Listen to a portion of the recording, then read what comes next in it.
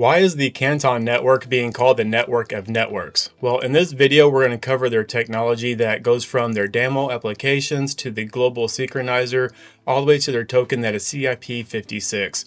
And they also have some ties to Ripple, which I know is shocking for anybody that's an XRP fan out there.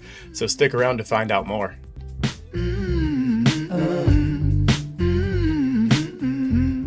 This old money game. Okay, so the Canton Network being called the network of networks, this project feels like it came out of nowhere. There's a lot of doubt, there's a lot of FUD, there's also a lot of FOMO. So if this is your first time on this channel, or perhaps this is your first Canton video, or maybe you're still researching it, I do have a playlist right here that has 3 other videos in it. And within that playlist, you're going to have everything from an overview of Canton to the breakdown of the people behind the project.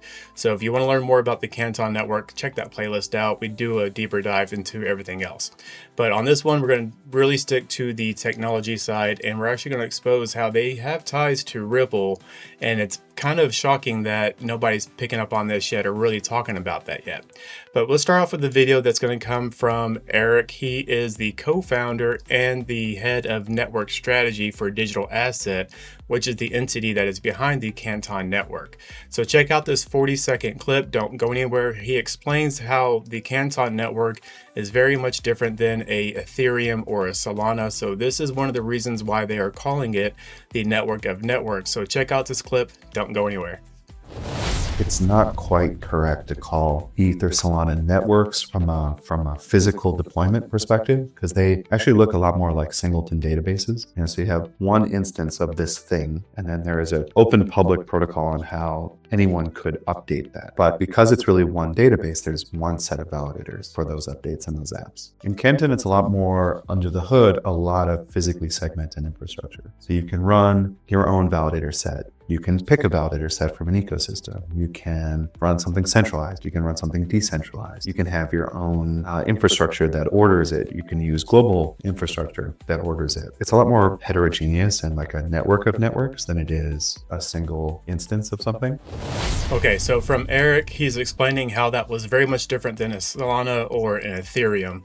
This network of networks is going to be able to tap into any project, essentially, is how this is going to be ran. And why this is important is because financial institutions and the entities that need the privacy layer and want the options to work with certain projects versus others, the ones they trust versus don't trust.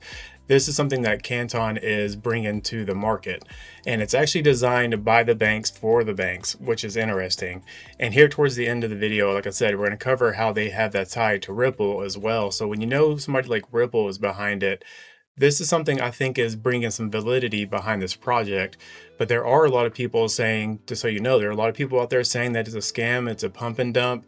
And this is a fairly new project that's just now coming to the researching side of people looking for this information. So do your own research. Don't go out and rush and get this project if you're not sure about it yet. This is not me backing it. I'm just bringing the information to you guys. Always do your own research. Speaking of that, my research is down in my description, so you always can go and do your own research through my links as well. And before we move on, if you are new to the channel, thank you and we welcome you to the channel. I'm looking for that 5,000 subscriber mark. As you can see right now, I'm at 4,359 subscribers at the time of this video is recorded. So if you do like this information, please hit that like button, comment, subscribe if this is something that's for you. But let's keep on going and let's look at what the Daml application is. So if you take a look on your screen, this is from the Canton blockchain protocol. This is from their website. It says, build on Daml applications that span across trust boundaries with strong privacy and integrity. The Canton protocol is a blockchain protocol for linking Daml applications across participants and organizations. Daml defines who is entitled to see and who is authorized to change any given contract. Canton enforces these visibility and authorization rules and assures transaction integrity with very high levels of privacy, even in the presence of malicious actors. Daml is an enterprise-grade open-source smart contract language built for multi-party distributed applications on a safe, privacy-aware runtime. So Daml is essentially the breakdown of the acronym that is Digital Asset Modeling Language. So they have the ability to control what information you want to show at whatever level. And this is huge for anybody that's in banking or they need the privacy. You don't want your competitors to be able to see what you're up to and what you're doing. And this is what their Daml application is providing. So this is huge by itself, especially when you think of banks and institutions that want to be private, right? And let's keep going. Let's read about the CIP56. How is it different than the ERC20 token that everybody knows for Ethereum, right? So again, from their website, if you check it out, it says, what is CIP56? CIP56 is a token interface standard that defines how on-chain assets are presented and managed on Canton Network, standardizing how tokens securely move between participants. It is Canton's counterpart to Ethereum's ERC20, covering all the features of ERC20 standard, but upgraded for the needs of regulated institutions and assets. Just like ERC20, CIP56 covers basic token operations, querying balances, transferring tokens, querying transaction history. But CIP56 has an additional advanced features that makes it suitable for regulated institutional workflows such as privacy, preserving balance, and transaction management.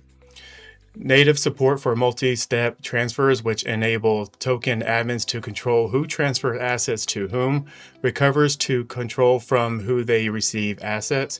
Native support for atomic delivery versus payment (DVP) settlement. These enhancements are critical in enabling real-world assets to move compliantly on-chain while still benefiting from composability. So again, this is a huge difference from the ERC20 and the CIP56. This gives the banks and institutions more leverage and more control over what's being shared and who's interacting with them and who can send things, who can't send things.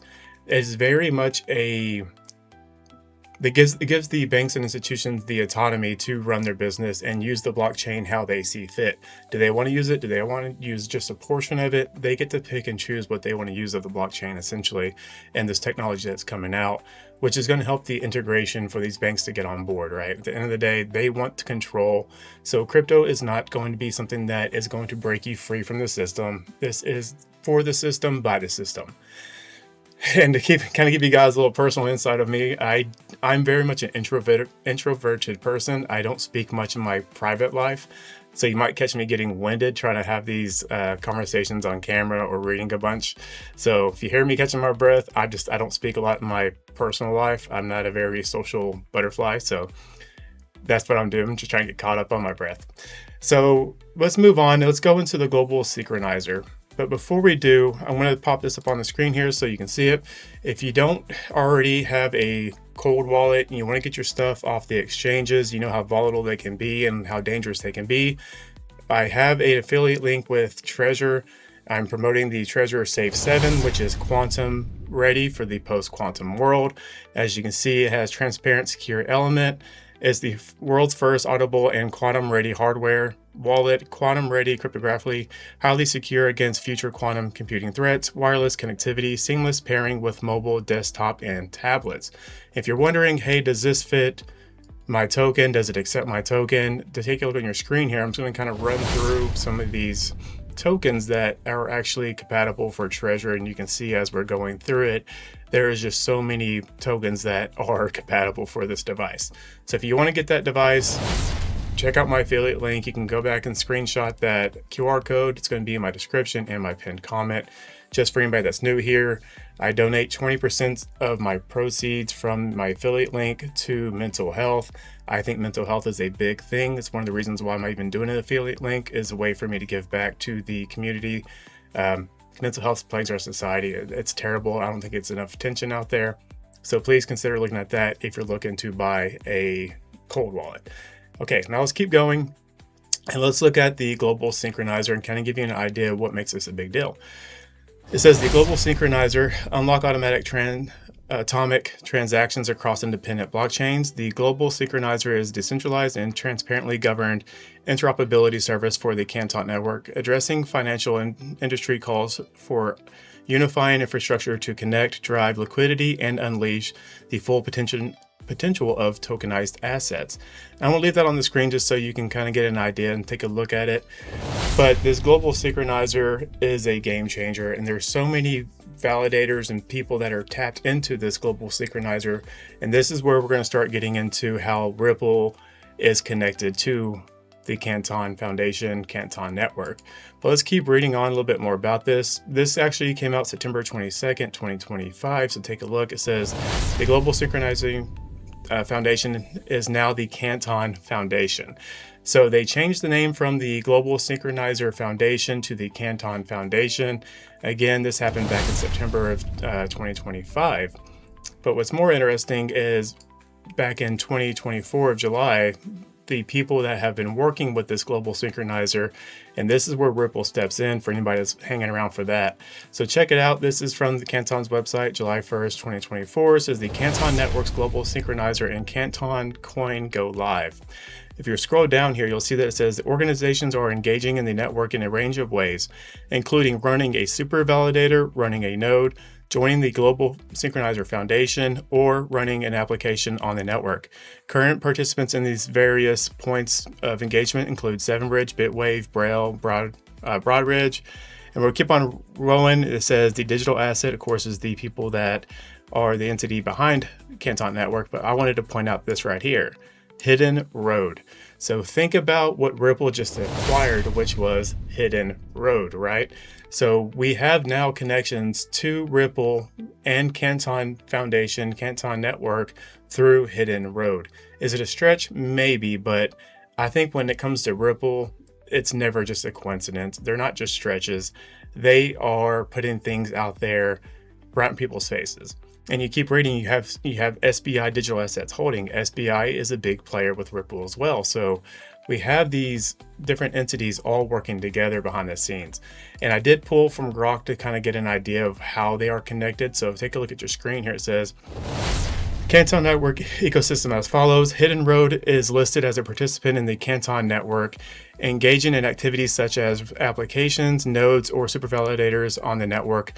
This involvement began around 2024 launch of the network's core infrastructure. The Canton Foundation governs the Canton Network and its decentralized interoperability layer known as the Global Synchronizer. The Global Synchronizer enables privacy-preserving atomic transactions across blockchains for regulated financial assets. And if you know anything about Ripple, the XRP ledger, the XRP ledger is really pushing ZPKs, which is zero proof knowledge. They're trying to build in a privacy security layer. And what a great way to do that if they were to incorporate something like the Canton Network for that security privacy layer. Is that going to happen? I don't know. That is me reaching to so full transparency. I'm just putting two and two together.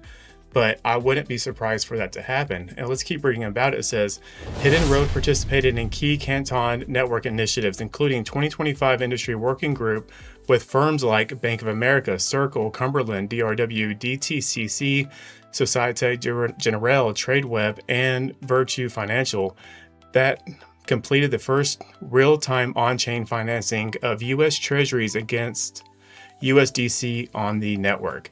So Canton has major players tied to them. Is it a pump and dump? I couldn't tell you yes or no. Should you go buy this project? I'm not going to tell you yes or no. Am I going to give you any kind of price predictions? No, because price predictions are simply predictions. You need to make sure you're doing the research on the company, on the technology, and who they're working with. Stop getting worried about price predictions. That is just a distraction. Once you understand what you hold and why you hold it, that conviction grows stronger, and you're no longer trying to keep up from a day to day and stressing yourself out. I'm personally a long-term holder. I'm seeing more things like 2030. That's when all this is going to really be taken off through the 2030 agenda. If you don't know about that, do a little research on that. So that's all I have for you on this video. But like I said, if you do like it, please consider hitting the like button, leaving a comment, share it with a friend. And if it's something that you like this kind of style of videos, please consider subscribing to the channel. Like I said, that 5,000 mark is my next goal. So any help on that would be greatly appreciated. But before I let you go, take care of yourself, take care of the people around you, and become that change you want to see. I'll see you on the next one.